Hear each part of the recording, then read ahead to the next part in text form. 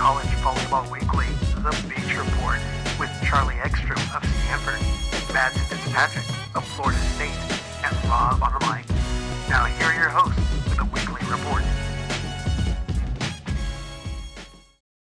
Hey, good day, everyone. I'm Rob Espero, and with me is Charlie Ekstrom of Stanford University, and we are in the inaugural 2022 season version of a College Volleyball Weekly Beach Edition. And I'm sure if Mads is here, she'd agree as well, but we are all so excited to have the pair on the screen from the powerful TCU, Texas Christian University, the Horned Frogs. Horns up, I think, is the hashtag, I believe. But correct me if I'm wrong, but we have Dani Alvarez and Tania Moreno, not only Collegiate Beach superstars, but world superstars in the U19, U21 FIVB Beach Tour. Thanks for joining us today, ladies.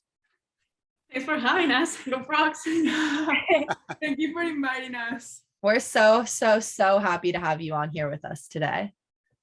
And Charlie, look at that, just the ultimate ambassador. I know I have to rep my Stanford just to keep it even, you know. All right, ladies. So my first question for you is your team last year finished 26-10 during the 2021 season, earned TCU's first ever appearance to the NCAA Collegiate Beach Championships. Reflecting on that, your team's historic accomplishment, what are your thoughts on that season? We'll start with you, Tania. Okay, so for me it was something new, and I bet that for Dani too, because with COVID, she was not able to finish her first season here at TCU. And when I signed with TCU, my main goal was just to play with her. But as months were going and competing, I learned that I had something else to gain, which was competing with a whole team with 20 people in the team. So like when we got that spot on the national championship, I mean, I think we expected, but when we were there, was like, okay, what's next? So we were not prepared for that next step, but we were like really happy to like be there and competing in the nationals. Yep. How about you, Dani? What are your thoughts on last season? I think like I've never been on a team before. I played tennis before playing beach volleyball, so I was never like an indoor player. So I came here without like any expectation, and like waking up every day at 6 a.m. and watching my team like with so much energy and everything made like progress. And then when we all like reach a goal, it's like you reach a goal for your whole team. So like it's completely different like of what I was used to do. So like, I don't know, I'm so happy to be here. That's excellent. Well, both of you played at that number one position with each other, boasting a record of 26-7. I was going to ask you, Dani, how you ended up with Maria. You got that one win in the number two position, but that's an amazing record at the number one spot. And both of you ended up getting AVCA first team All-Americans, also all CCSA first team and all CCSA freshman team. What are your thoughts on your accomplishment as individuals and as a team, a pair last season? And we'll start with you this time, Dani. I think we practice every day to like play our best, and like one thing we learned the last year was like to have fun in the court. I think we had like more fun than ever playing, and I think like our teammates gave us that like click in terms of our game. And like once you like do the work and like you practice and like you focus on like the important things, I think like the work gets like well, and like you get this stuff. Yeah. How about you, Tania? I just wanted to add something. Like we didn't care at all playing at ones or fives, like the ranking that didn't matter for us. So we just wanted to play like as a team with the other like teammates. And yeah, like basically we try to enjoy every game and to try to do our best, and basically yeah. Great. Well, now coming out of that shortened 2020 season, Tania, you'd mentioned a little bit about it, but going into this first, we'll say full season since the pandemic, what was your team's mindset going into the 2021 season? And we'll start with you, Dani. It was our first season playing, like practicing together the whole year. We have been like playing international for a few years, but we've never got to practice the whole year together. Cause like I used to live with the national team in Lorca, but once I moved to the US, she came to Lorca, so we never got like to live together where the Spanish national team is. So like we were super excited to like get to practice the whole year and then to play. So like we knew that like if we were doing the things correct, like the result will come, and like it was fun. So Yeah. Tanya, how We've about never, you? we've never practiced that much time together as a team. As Dani said, we were in the same place, but maybe with different partners or whatever. But I remember at one point of the season telling Dani, okay, I'm tired right now, like competing. So like, I think 4 or 5 games per weekend. I was like, this is new for me. I'm tired of competing, but it was also like fun. And I knew that it was like a big step in my sports career. So yeah. Mhm.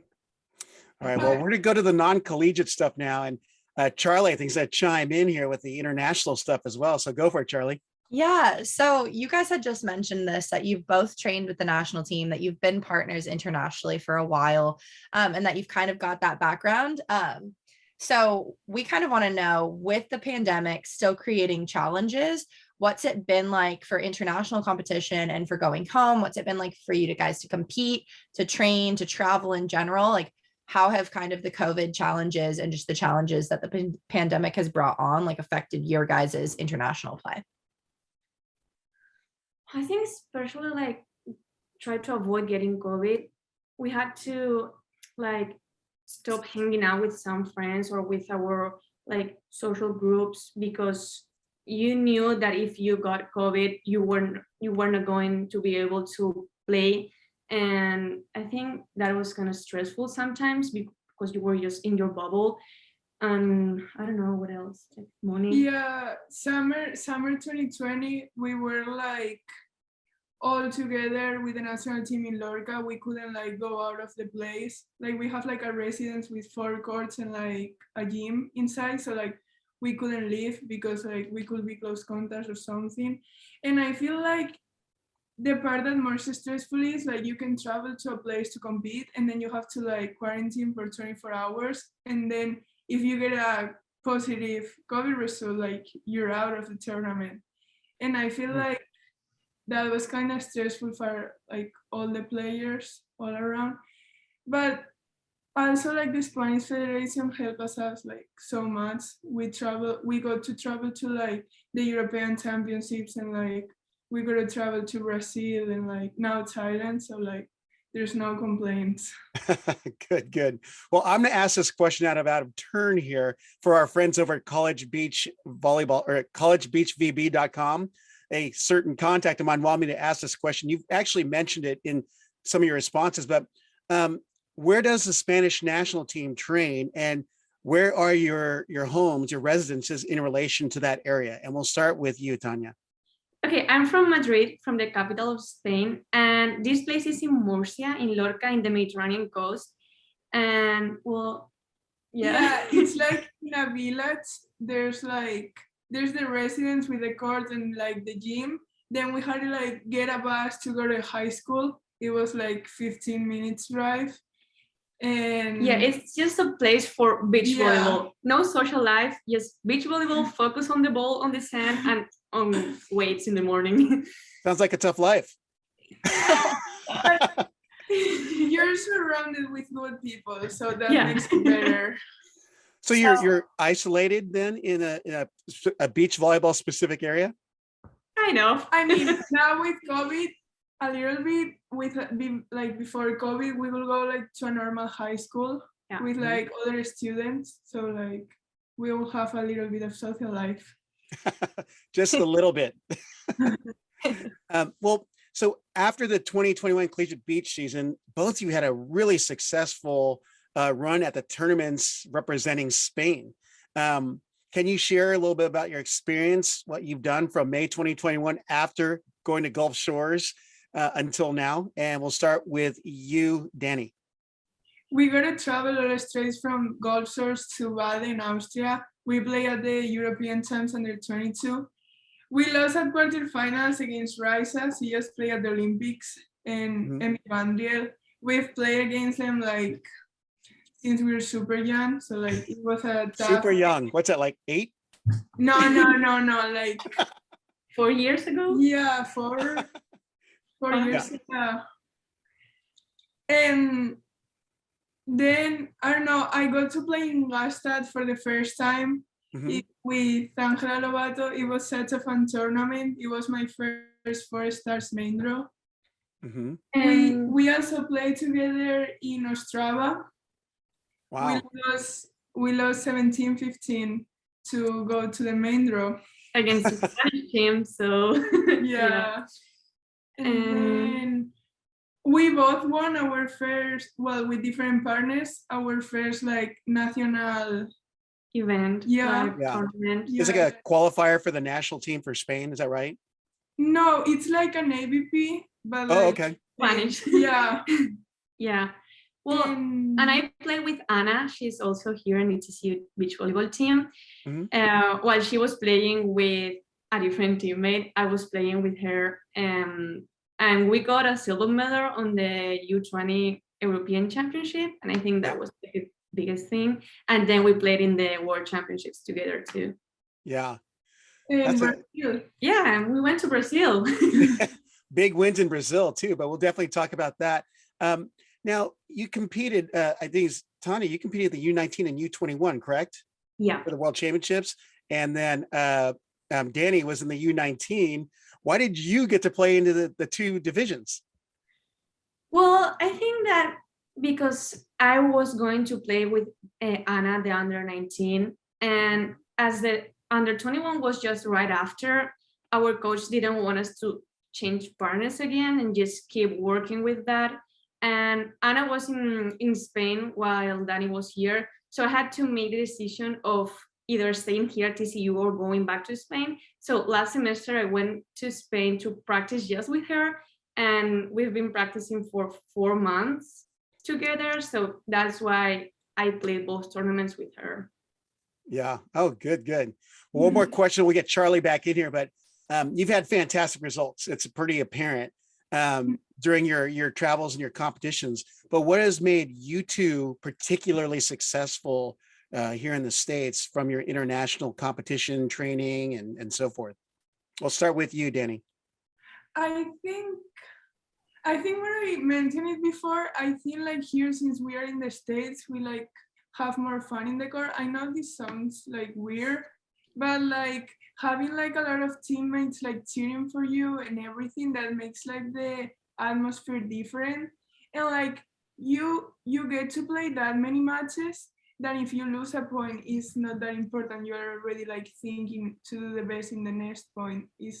I don't know, it's like different than like what I was used to play. So like I think that made our game better. I think so too. And also like the connection that we have like as a team, we can like be for 4 months without practicing together and then go onto the court and just play a tournament, and like things go easily. I don't know, like just show up, and like the connection and the Yeah, we saw up in Brazil 4 stars without practicing together since Ostrava, that it was like 6 months before. And like, I don't know, when it's like we haven't like, I don't know. It's like the complicity between us. That's pretty crazy that you can just show up together and play that well. That's so if you guys actually get a lot of practice time, that's gonna be scary for a lot of your opponents. Well, I'm gonna bring Charlie, and we're gonna ask about your fall training and the 2022 season preparation and tune-up. So Charlie, knock it out of the park here. Yeah. So you guys brought it up just there for a second about how fun it is, like playing just with your team and being like in the States and kind of having that different side of collegiate beach volleyball. Like, first of all, same here, like even in juniors beach volleyball, in like growing up in California, like I would say that I never had the experience that I did like when I first stepped on the college court and when I got to battle with a team. Like there was just this like different level of fun. So I like totally connected to that. I was like, oh my gosh, I know exactly what they're talking about. They're like trying to bring it to juniors beach volleyball in the US now, but they never had it when I was like first playing. And so I think it's so cool. Like that was totally something that resonated with me too. So then going into season and in fall preseason training, what have you guys been doing in the off season with your TCU teammates to train? I saw we had seen that there was maybe like your Hermosa training block, but what kind of did your fall training look like and scrimmages? What was kind of your pattern? So Tania was practicing in Spain last fall. So I was here at TCU. We got to practice since like last week of August. Then we competed in Houston. I think we played LSU, HBU, and Corpus Christi. Mm-hmm. And then we played here at Fort Worth another scrimmage that it was Corpus Christi and HBU again, I'm pretty sure. Or did Coach, did he mix up the lineup a little bit where you're partnering with other people? Yeah, we were playing like every game with like a different person. And it's not like, like in a regular season, you play like 5 against 5. Mm-hmm. It was like more like maybe in the core one was playing TCU 1 against Corpus Christi 1, and then in the next core was playing LSU against Corpus Christi 2. So like, yeah, it was like mixing around. And then we got to go the first week of January to Hermosa Beach. That's so cool. When COVID happened, I went with one of my teammates to Hermosa. I lived there for like 2 months and I loved it there. Like coming back was like crazy. I've never been in California, so that was like really nice for me, really cool. Oh, you made it back in time for Hermosa Beach? Yeah. Of course. Good. I love Hermosa too. I grew up about 2 hours south of there, but you actually, Dani, you lived with the Turners, correct? Yeah. With Lauren. So Luke, her brother, is actually a Stanford men's volleyball player. So I remembered hearing about this from Luke. He was like, oh my gosh, Dani, she lived with us for 2 months. I love her. Like that's literally what he said the first thing that when he came. Yeah, Lauren and I were huge fans of Stanford men's volleyball. Like we're watching every game, we're watching it all the time. UC Irvine, you can come to UC Irvine anytime you want. Men's volleyball. Oh yeah, there's my home plug right there. Sorry. Go ahead. Well, what I wanted to ask about your training block was, being that you were in Hermosa Beach, there is, a hotbed of all the AVP pros training right there. Did you get to scrimmage against any of the pros practicing and training? We only played between each other, but like we saw like another like players playing like. Yeah, I think there was like a graduate from TCU, but like we didn't know her. But like there was like people training in the next course to us. Oh, you didn't want to challenge them? We were there for 3 days. Yeah. So I think you could have taken them. I'm pretty sure you would at least made a good run. So all right, Charlie, team outlook, that's you. Yeah. So looking out on your guys' team, you guys have already added, the Horned Frogs have already added to an already strong roster. You guys already had quite a bit of depth, but you've now added transfers in Alexis Philippone and Sutton McTavish from Pepperdine, as well as Megan Murray from UCLA, and you've added Beach All-American from Tulane, Kaylee McHugh. What are your guys' thoughts on the additions to your team? How do you like your transfers? I know that you kind of have almost a split of like new players to old players on your team. So what does that feel like and how are you guys enjoying it? First of all, they're so sweet and so nice. So like it's so fun to have them on our team. I think like they bring a lot of like competitiveness. Competitiveness, yeah. Yeah. And like it's so fun to like hang around like with them like inside of outside of the court. I think like they all have something to bring to a team, and I think like that makes it like more powerful. Yeah, I'm still getting to know most of them because as I said before, I had to stay in Spain. And I mean, there's such a positive atmosphere in the team that really catches my attention, and I think it's like something really good that we have for this season. Mhm. Oh, that's so awesome. Well, I get to ask the next one, which I'm really excited to ask, just because I looked at your full roster. I'm like, oh wow. But in addition to these transfer students, TCU brings in freshman fellow Spanish national team member Ana Vergara, who placed ninth at the FIVB World Championships in the U19s and U21s with one of you on the screen there. Hello. And what are your thoughts on the addition of Ana coming in? I think she's still getting used to this American routine and the system. As we said before, it's different. We had the same thing when we came here at TCU. So she's just getting into the routine, and I know she's a really good player. I've played with her before. We got different medals in the international championships, and I know 100% that she will try her best to be one of the best newcomer players, I think. Yeah. Anything to add there, Dani? Yeah, I've been practicing with her since she got to Lorca. She's a really good player. She's like a super competitor. Competitive. Yeah. Super competitive. Sorry, lack of English. Yeah, I mean, I always gonna say this. I'm shocked about like how people can have like that much energy at 6 a.m. or at 5:45 here in America. Like, and yeah, I think like all these Spaniards have to get used to that. Yeah. Do you do the siesta thing in the afternoon, taking the nap? To that. Yeah. Coach, I got to take a nap. I'll be back. 30 minutes. You guys, I have to say that that's not just Spaniards getting used to the early morning wake ups. I think that that's a unanimous. I think that there's a craziness to some people of getting up early and being able to grind at the 5:45 wake ups right away. But it's definitely something that you kind of have to grow into, because I know that when I first started doing it, that it was like, oh my gosh, it's ridiculously early. Why am I awake right now? And now, I mean, we don't do it very often at Stanford, but when we do, when I do it at home, I'm like, all right, let's go now. If you would have asked me that 6 months ago or a year ago, I might not have been on the same page. Well, I have one more question about one of your other teammates, and you have a total of 4 Spaniards on the TCU team. The fourth one is it Luana Araco? Is that how you say her name? Yeah. What is the connection between the Horned Frogs and the wave of Spaniards coming in to is it a conquistadors again? No. In fact, she was my roommate in Lorca. Okay.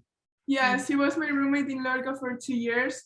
And once I started here in 2019, then I brought Tania with me.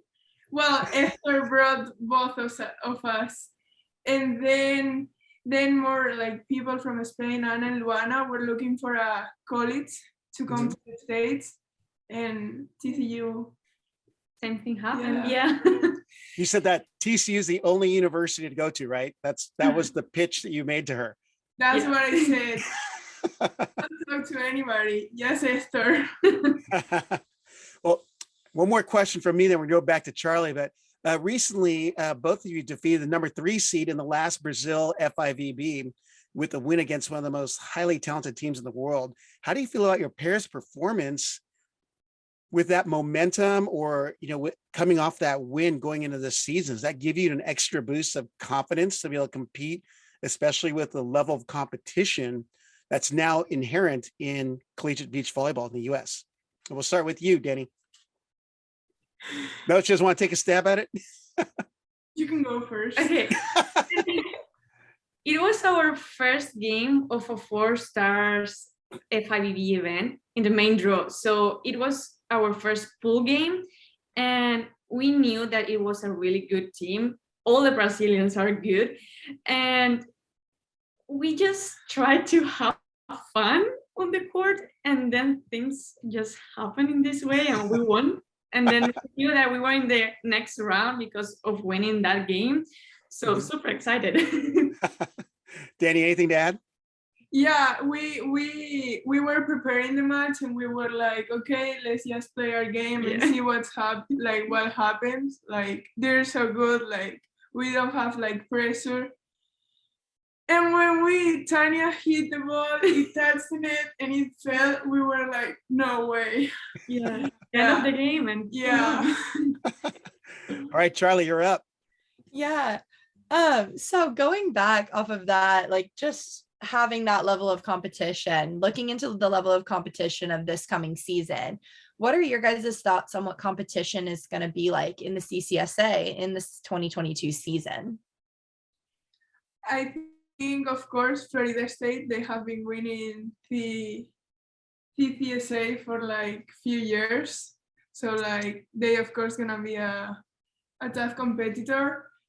Also, I know that we have been like split our conference, right? Yeah. That's true. That's what I had seen, is that you guys had the conference split to the two separate like CCSA conferences. So then we also have LSU, Kristen Nass, and Tarin Club. They're not there anymore. Yeah. Well, I understand they've loaded up too, though. They've gotten bigger, believe it or not. Yeah, 34-0 they went, right? Yeah. Yep. Yeah. And then South Carolina and Tulane. Yeah. Yep. How about you, Tania? Anything to add on that? I don't think so. I think that was it. Well, there are definitely some new names, or not new names, but teams that are getting really strong. Stetson, Georgia State, FAU, FIU. You always got to look at these teams, and you see them pretty regularly. It looks like, at least from what I can get from your schedule. So, but Charlie had asked that, you've already mentioned some of the top teams, but who in your eyes are some of the top players to watch in the entire nation? Like where are you guys like, we're looking at Charlie Ekstrom at Stanford. She's pretty darn good. Like, who are you guys watching across the nation? We'll start with you, Tania. Well, I think Tina Graudina from Latvia, she's still playing at USC this year. So she will be like one. And then maybe all the Europeans that we already know from other competitions that are playing this year here at the States, like the connections that they could have with their teammates, or how good their teams could be with them. And I don't know, from America, maybe. We have seen playing Maddie Anderson with Nicole. Yeah. They're so solid. I mean, they play like with its team, but they're so good. Also, Megan Kraft, she just won gold at the U19. Lexi Denambur, Devon Newberry, Charlie. Now, did one of you end up playing against Maddie Anderson and is it Nicole Norris? Yeah, I did, but I think Maddie got injured, so she had to forfeit a game. And it was my first game of the U21 championship, so it was like kind of sad for them. But yeah, like. Also, there is an Italian player in LMU. Oh, yeah, yes. We play against her in our first European champs together, I think. Yeah. In 2017. And also we played Maya in China. Yeah. Maya Harvey. Yeah. Oh wow. So girl. Well, hey Charlie, you have anything to ask of our two TCU stars? I think you guys covered pretty much all of my questions that I have for you. Thank you guys for coming. It's so fun.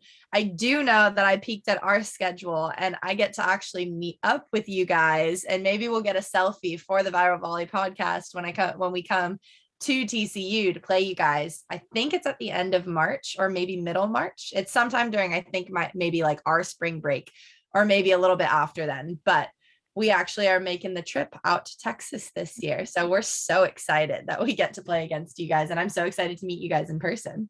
Me too. Thank you so much for having us. I don't want to one up you, Charlie, but I get to see them twice at UCLA Mapes Beach, and then they play at Best or East Meets West in Manhattan Beach 2 or 3 days later. So I'm looking forward to meeting you both in person, not once, but twice. Jealous. So for Charlie Ekstrom I'd like to thank our guests, Tania Moreno and Dani Alvarez of Texas Christian University, or TCU Horned Frogs, for our inaugural 2022 edition of College Volleyball Weekly Beach. Looking forward to seeing how you ladies do this year and crossing paths with everyone. And Mads, we're missing you. We'll get you next time. Thanks, ladies. Thank Thank you. you. Go Frogs. Hey y'all, thanks for listening to today's episode of the Viral Volley Podcast. Be sure to follow Rob at Rob on the Mic on Instagram, Twitter, and Facebook, or at robonthemic.com. Check you next time.